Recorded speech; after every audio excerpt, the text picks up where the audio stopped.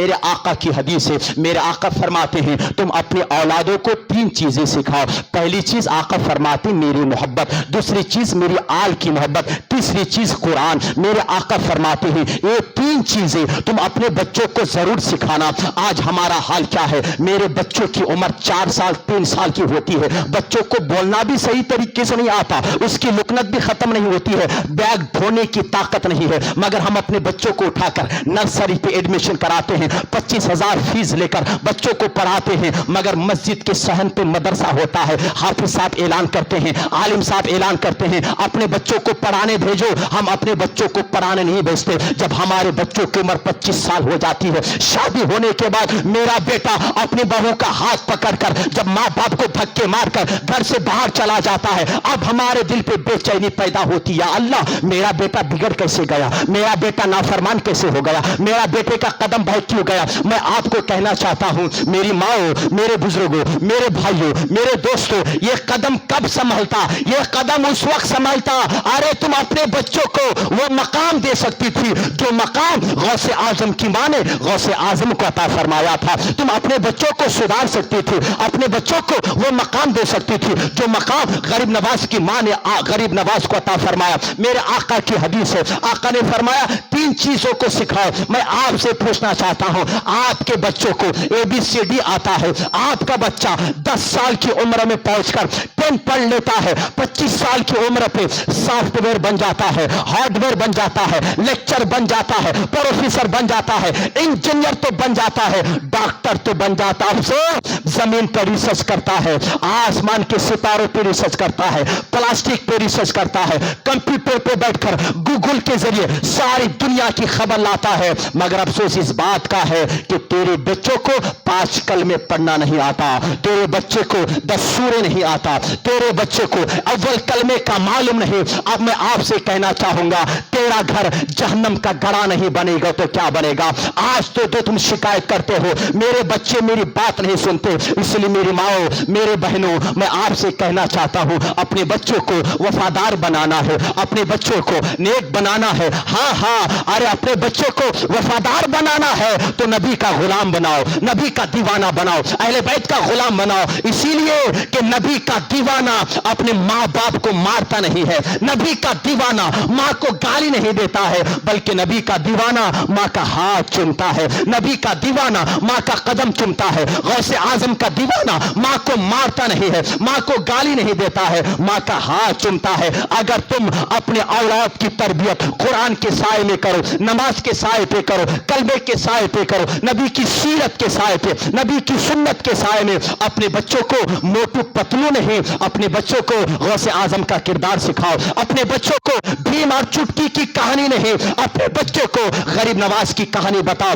اپنے بچوں کو سائنس کا کہانی نہیں، اپنے بچے کو اعلیٰ حضرت کا فلسفہ سکھاؤ، اعلیٰ حضرت کا علوم و فنون سکھاؤ. تو میری ماں، میرے بہنوں، میرے بزرگوں، تمہارا بیٹا 25 سال تو کیا، تمہارا بیٹا 50 سال ہو جائے گا، تمہیں مارنا تو دور کی بات، تمہیں گالی دینا تو دور کی بات. تمہارا بیٹا تمہارا ہاتھ چوم کر کہتا اے میری ماں میں سنی ہوں، میں غوث پاک کا غلام ہوں، جنت ضرور ملے گی مرنے کے بعد، نبی کے ہاتھوں سے جنت ضرور ملے گی. مگر دنیا میں ہماری جنت ہے تو تمہارے قدموں کے نیچے ہماری جنت ہے.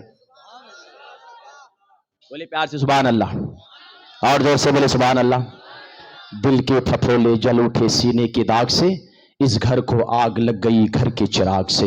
ہمارا گھر تباہ ہو رہا ہے، ہمارا سوسائٹی برباد ہو رہی ہے، ماں کی آگوش ختم ہو رہی ہے. باپ کیا لے رہا ہے؟ ماں راتوں پہ نیند نہیں آتا بیٹا کی جدائی پہ. بیٹا کیا کر رہا ہے؟ بچے کیا کر رہے ہیں؟ میں نے کہا آپ نے جو سکھایا وہی کر رہے ہیں. بچے نئے کچھ نہیں کر رہے ہیں. اپنے بچوں کو سیریل سکھایا، بچوں کو کارٹون سکھایا، بچوں کو اسکول سکھایا، بچوں کو ماسٹر بنایا، بچوں کو ڈاکٹر بنایا، سب کچھ بنا کر دنیا پہ چھوڑ دیا. اپنے لیے اپنے بچوں کو کیا بنایا؟ اپنے لیے کیا بنایا؟ کوئی ماسٹر یہ نہیں کہتا کہ تیرے ماں کے قدم کے نیچے جنت ہے، نا، یہ ماسٹر نہیں کہتا ہے، بلکہ یہ مدرسے کے حضرت کہتے بیٹے ماں باپ کا مرتبہ جانتے ہو؟ ماں کے قدم کے نیچے اللہ نے جنت رکھا ہے. سبحان اللہ. ماسٹر تو کہتا ہے فادرس ڈے، مدرس ڈے، فادرس ڈے سال میں ایک دن، سال میں ایک دن. کیا آج تو ڈیجیٹل انڈیا میں مدرس ڈے بھی ڈیجیٹل انڈیا بن گیا. مطلب ایک سیلفی لے لیا، واٹس ایپ میں رکھ دیا، بس فادرس ڈے مدرس ڈے ختم. مگر اسلام یہ ہے جو کہتا ہے روزانہ مدرس ڈے ہے. آج ہم کہ حضرت دل چاہتا ہے عمرہ کرنا، کیا بتانا حضرت غریب نا، دعا کرو. اچھی بات، کیوں 1 لاکھ ہو گیا حضرت؟ اگر اللہ پیسے دیتا نا حج کو جاتا ہوں، مگر کیا کرنا حضرت 3 لاکھ ہو گئے. مگر لوگوں 3 لاکھ خرچ کر کے حج کے ارکان ادا کر کے آ جاؤ. کوئی انڈیا کا مفتی، کوئی پڑوسی دیش کا مفتی یہ فتویٰ نہیں دے سکتا کہ آپ حاجی بن گئے، صفا مروہ کی صحیح کیا پھر بھی حاجی نہ، حتیم کے اندر نماز پڑھا پھر بھی حاجی نہ، میزاب رحمت کے نیچے جا کر دعا کی پھر بھی حاجی نہ، مقام ابراہیم پہ جا کے نماز پڑھا پھر بھی حاجی نہ، مینا پہ جا کے قربانی کیا، جمرات پہ جا کے پتھر مار رمی کیا، عرفات پہ جا کے گر گرا کر دعا کیا، نہ کسی کو کوئی نہیں کہہ سکتا کہ تم حاجی صاحب بن گئے. لکھا لے اپنے آپ کو الحاج، الشاہ، الخبر، الفاتحہ، تو لکھا لے جی، ہے نا؟ کوئی نہیں کہہ سکتا. مگر ہاں ایک عمل ایسا ہے میرے بھائی جس کے لیے 5 لاکھ نہیں لگتے، 10 لاکھ نہیں لگتے، محبت کی نظر لگتی ہے. کہیے سبحان اللہ. بس محبت کی نظر. کیا ہے وہ؟ محبت کی نظر سے ماں باپ کے چہرے کو دیکھو، ایک چہرے کے بدلے اللہ ایک حج مقبول کا ثواب عطا فرماتا ہے. حدیث ہے یہ، میرا آقا نے فرمایا.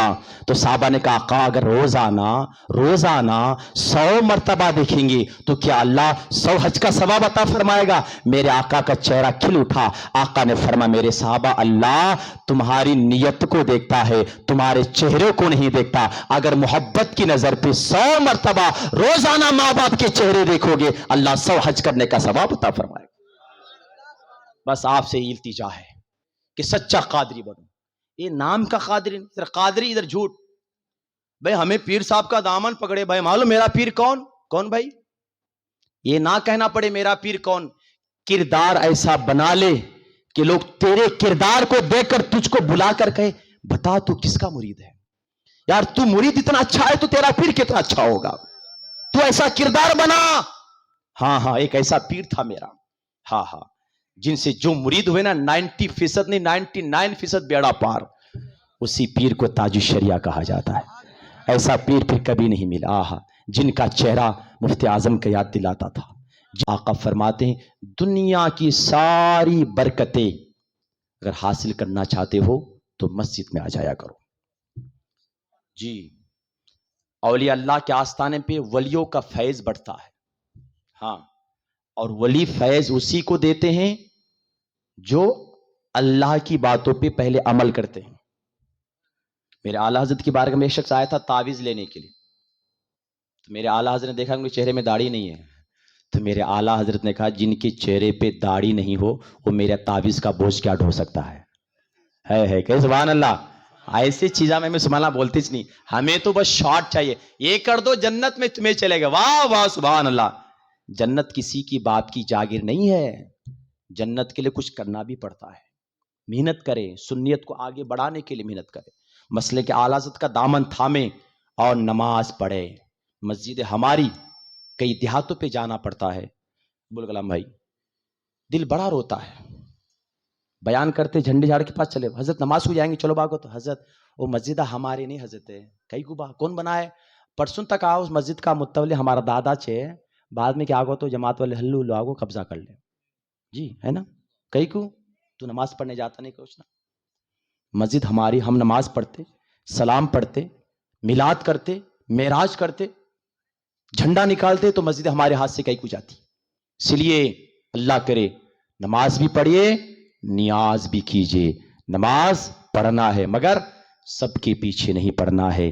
لمبی داڑھی دیکھ کر نماز نہ پڑھنا، مسجد کا اونچا مینار دیکھ کر نہ پڑھنا، سینٹرل اے سی دیکھ کر نماز نہ پڑھنا، بلکہ نماز اس کے پیچھے پڑھنا جس کی پیشانی کعبے کی طرف جھکتی ہو، جس کا دل مدینے والے آقا کی طرف جھکتی ہو. السلام علیکم ورحمۃ اللہ وبرکاتہ.